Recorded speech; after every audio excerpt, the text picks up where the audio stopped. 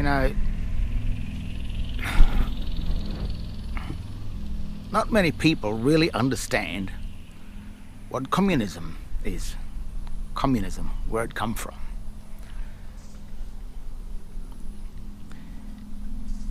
And it's because people don't understand the three principles of law, the three law systems. There's three law systems that operate in this world. The first is, someone's probably dying of you know what. The first law is common law. That's the law, or common law was land law. It's the law that governs men in relation to each other on land. The second type of law is maritime law, and that governs ships at sea, how they interact with each other. And maritime law and common law are probably very similar. And the reason for these systems is to try and prevent bloodshed and try and get a resolution before it comes to killing each other.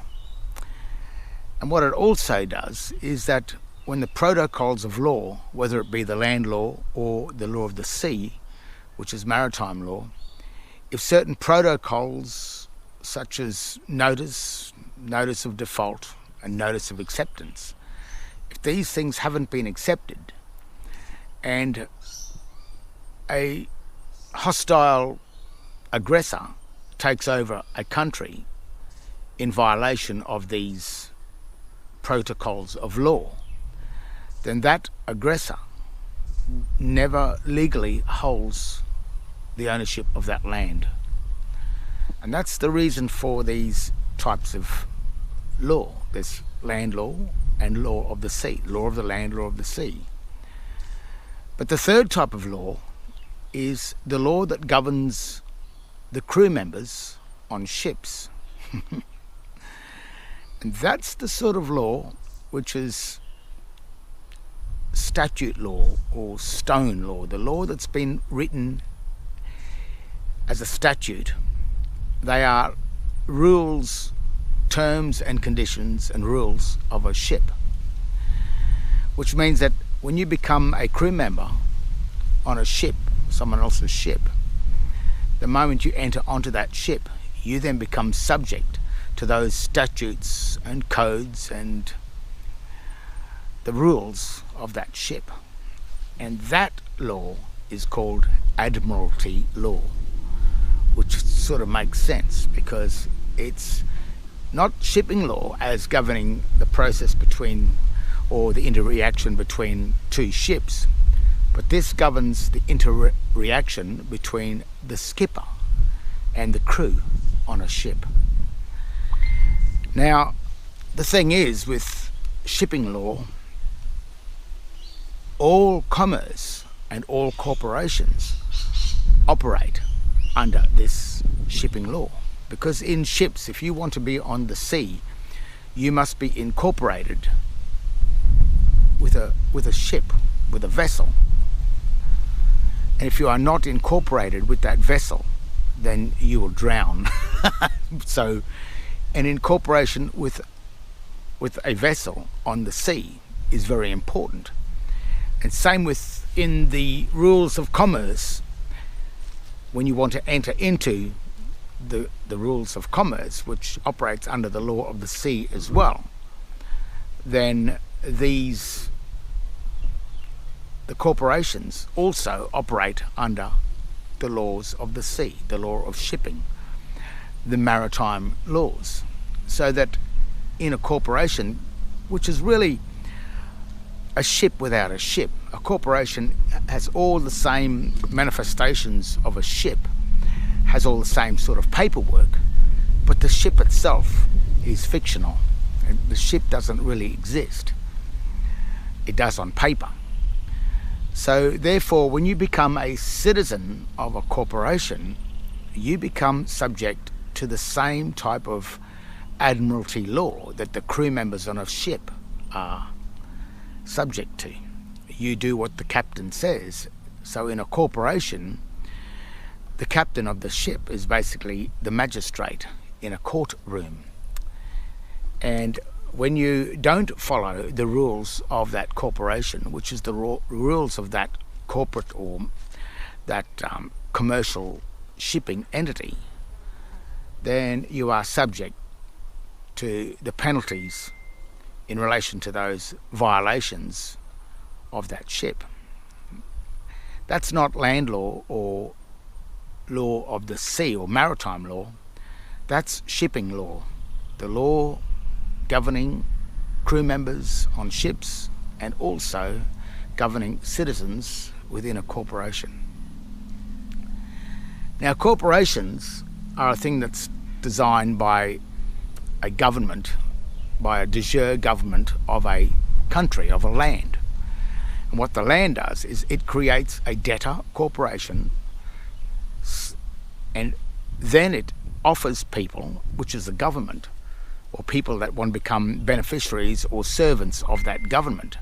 They then enter into that corporation and they can benefit from the corporation on the condition that they serve the corporation.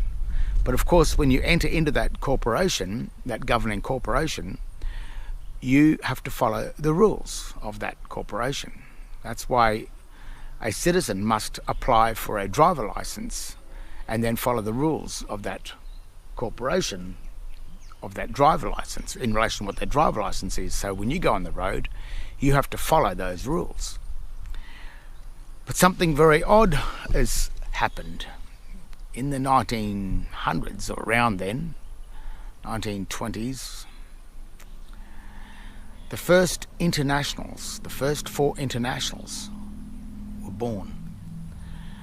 And an international is a corporation not deriving from the de jure country of where you were born, but it's an offshore company. It's a thing that derives from no land base. It's international, meaning not national. And communism is the ruling system which is within those international corporations. They are still bound by this thing called admiralty law. Those international corporations are communes, or that's where the word communism is coming from. It's the governing of those international corporations. And you will notice that all of these communists, these first 4 communists, these first 4 internationals, they all operate under military rule. You'll see that the atrocities caused by Hitler and Stalin, Pol Pot, Mao Zedong, all of these incredible, brutal dictators were the heads, they were the magistrates of a private international corporation. And when you become a citizen of an international corporation, you are no longer considered human, because a citizen of a corporation legally is considered a creature, which is an animal. A creature is an animal in the Webster's Dictionary. So those citizens of an international corporation, such as the Commonwealth of Australia, that is registered to the United States Securities and Exchange Commission, which is a company of the United Nations. And United Nations is an international. It has no land. It depends on all of the corporations that have joined it to accept or to take the equitable title of those lands, but it doesn't have any land itself. It is a total, absolute fiction.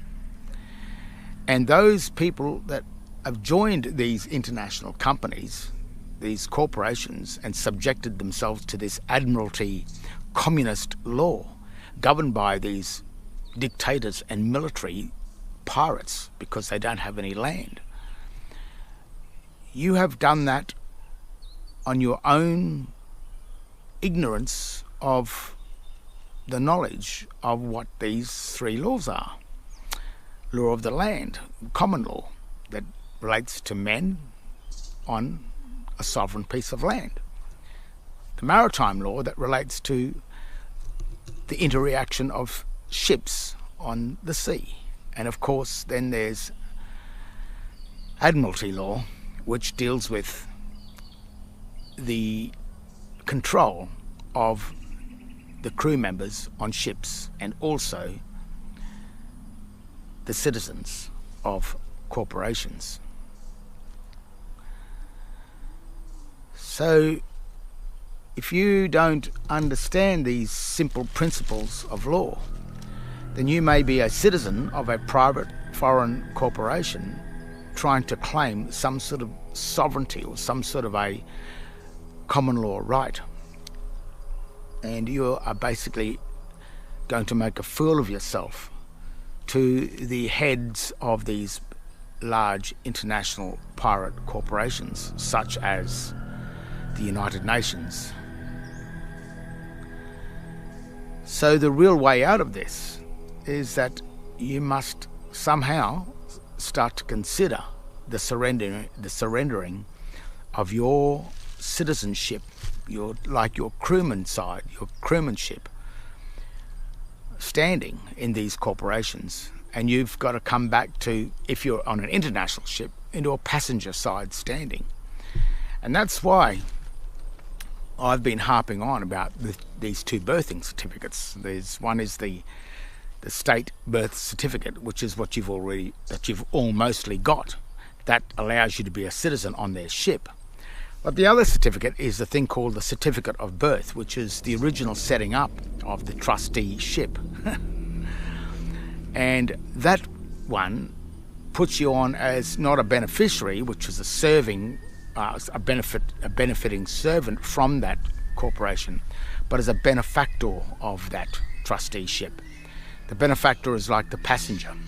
He may take no benefit, but he holds directive power over that trusteeship. He directs the captain of a ship. The ship directs the crew. The crew are the trustees of the captain. The captain is the trustee of the benefactor or the passenger of that ship. And these two birthing certificates identify where you stand on a ship. Now, when you're incorporated into a ship, the word incorporated means you and the ship are together. If you were separated at sea, you would drown. And what they've done is they've taken your Christian name and your surname, so-called surname. And when you are asked for your name and date of birth, you will say, my name is John Henry Doe, which is an incorporation of the Christian name and the surname. The moment you have identified you as an incorporation, you will come under the international commercial law of shipping. You straight away. And then when they ask you for your date of birth, rather than giving the date of birth of your Christian name, you will give the date of birth of the surname. And of course, the surname is the serpent of the sea name. And the serpent of the sea name, the surname, is the name that creepeth up from below, that comes from the sewer. And any corporation that operates on land is connected to the sea via the sewer, which is the man-made channels that flow the water from land to the sea. That's its connection. That's why the symbols of Satan is always the goat. And of course, the goat, G-O-A-T, in the legal dictionary means the sewer. So all this satanic ritual stuff is what's happened in order to be able to, for them to be able to conjure up this piracy system that should not be on land. but is. If you can get back, or if you can stand on your own 2 feet without having to accept a benefit from these corporate, foreign, international, corporate states, big word, if you can stand without being dependent on them, or if you can exist without the benefit, then you have a greater chance of stepping back into the benefactor side of this trust. And the way I see it is that maybe that is the only real saving grace that you have, because while you are a crew member on these ships, you are absolutely, totally at the mercy of the captains of these ships. And of course, corporations only operate on profit, and if you interfere with their profit margins, whether it be legal or illegal, you will pay the price. Because the bottom line for a corporation is not the safety of the people. A corporation's only effort, or only moral, or only standing, or a corporation's only motive is profit and keeping the corporation afloat. If it goes into debt, it sinks, and all those that are on it will sink with it. The corporation may want to cull its costs. It may want to drown its crew. And when you understand this type of international shipping law, this trust law system that has no mercy for citizens or its crew, as the history of the British Admiralty, you can see this in the British Admiralty, the history, that how they get these crew members onto their ships and what they do with them, and the stealing of their estates. These things can affect or can greatly damage your life if you remain as a crew member on these untrustworthy corporate ships in the sea of commerce. So that's what communism is. It is actually Admiralty law.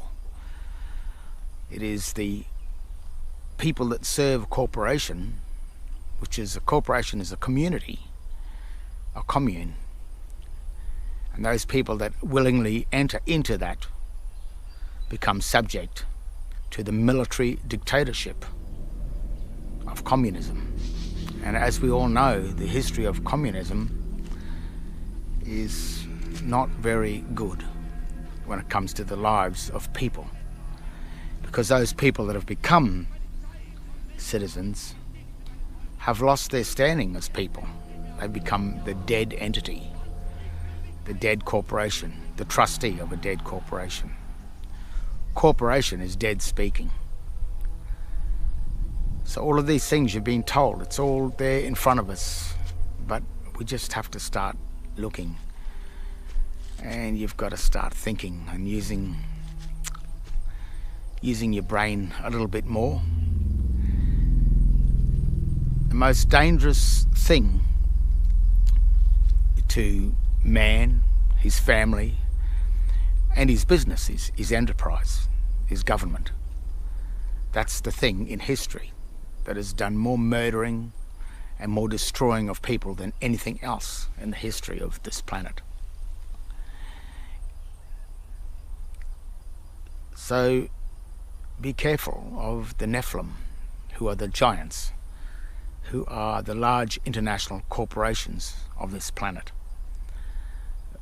If you don't know how to control them, they can be a very dangerous entity.